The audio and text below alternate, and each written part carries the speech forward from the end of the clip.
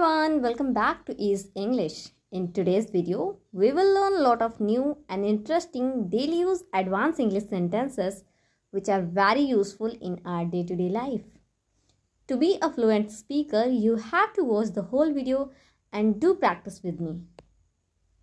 Guys, this is Vani Yadav and you're watching me on Ease English. Before going to start the video, I request you all, if you are new in the channel, then do subscribe to the channel. And if you are already a subscriber, then hit the like button and share the video as much as possible. So without further ado, let's begin. First sentence. वो office में कब से है? English में कहेंगे since when he is in the office.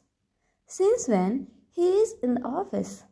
For example, आपने कोई office नया ज्वाइन किया है तो आप वहाँ के लोगों के बारे में जानना चाहते हो कि ये कब से ऑफिस में हैं, ये कब से हैं. तो आपने अपने किसी कलीग से पूछ लिया कि जो हमारे सर हैं वो ऑफिस में कब से हैं. पूछिए since when he is in the office. Next sentence.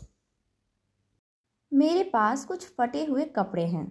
English में कहेंगे I have some torn clothes. I have some torn clothes. For example, आपने ड्रेस खरीदने का डिसाइड किया.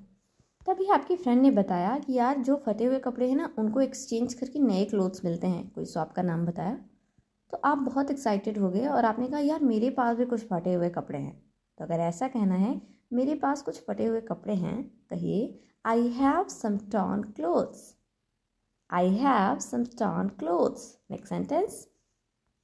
राम पेड़ के पीछे छुपा हुआ था. इंग्लिश में कहेंगे Ram was hidden behind the tree. Ram was hidden behind the tree. For example, आप लोग गेम खेल रहे हो हाइड एंड सीक का और आपको राम को ढूंढना है कि राम कहाँ पे छुपा है. तभी आपका एक फ्रेंड आता है और चुपके से बताता है कि देखो राम ना पेड़ के पीछे अभी छुपा हुआ था, जाके चेक करो. तो अगर उसने ये कहा राम पेड़ के पीछे छुपा हुआ था, उसे इंग्लिश में कैसे कहना चाहिए? Ram was hidden behind the tree. Next sentence. यह तुम्हारा नहीं है. इंग्लिश में कहेंगे this is not yours. This is not yours.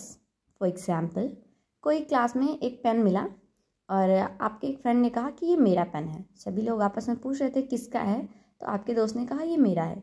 आपने कहा नहीं ये तुम्हारा नहीं है, ये किसी दूसरे बच्चे का नाम बताया कि ये उसका पेन है. तो अगर आपको ये कहना है कि ये तुम्हारा नहीं है, आप इंग्लिश में कहिए this is not yours. This is not yours. Next sentence.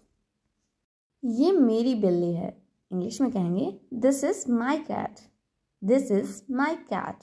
For example, आपके पास कोई पेट है जो कि एक कैट है. आपने पालतू बना के उसको घर पे रखा हुआ है. एक दिन वो ऐसे घूमते हुए बाहर निकल जाती है तो आपके नेबरहुड के लोग पूछने लगते हैं ना कि ये किसकी बिल्ली है.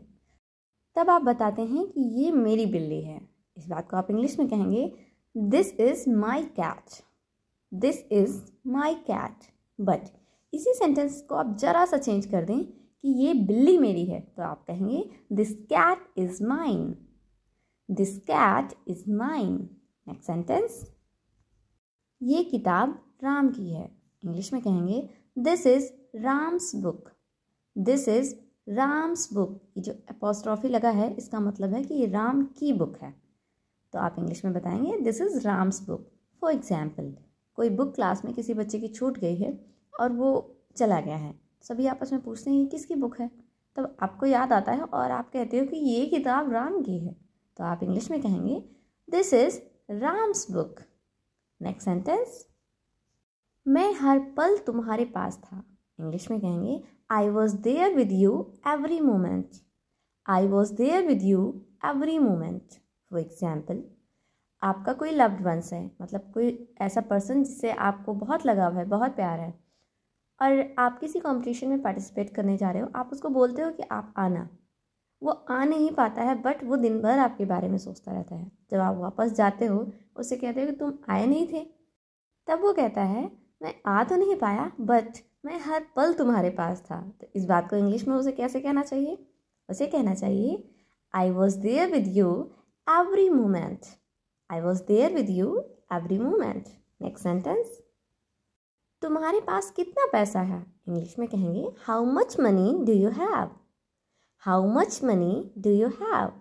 फॉर एग्जाम्पल, आप लोग जाते हो घूमने, वहाँ पे सोचते हो कि कुछ ले लिया जाए, लेकिन आप लोगों के पास पैसे की थोड़ी कमी रहती है, तो सब क्या करते हैं, अपना अपना पैसा निकालने की कोशिश करते हैं और आपस में पूछते हैं कि तुम्हारे पास कितना है, तुम्हारे पास कितना है, मतलब ताकि सभी लोग मिल के वो चीज़ खरीद ले।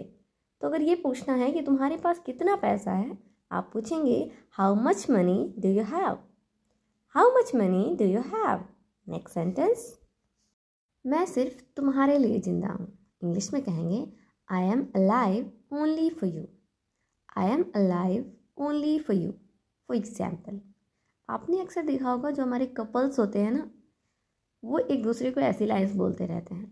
तो अगर आप भी किसी को ऐसी लाइन बोलना चाहते हैं कि मैं सिर्फ तुम्हारे लिए ज़िंदा हूँ, तो आप कहिए I am alive only for you. Next sentence, Ram कहीं खोया हुआ था। इंग्लिश में कहेंगे Ram was lost somewhere, Ram was lost somewhere.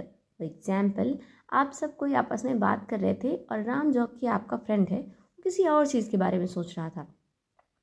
बाद में जब राम चला जाता है तो आप लोग आपस में डिस्कस करते हो कि राम तो कहीं खोया हुआ था, वो हमारी बात पे ध्यान नहीं दे रहा था। तो अगर ऐसा कहना है राम कहीं खोया हुआ था, आप कह सकते हो राम वॉज लॉस्ट समवेयर।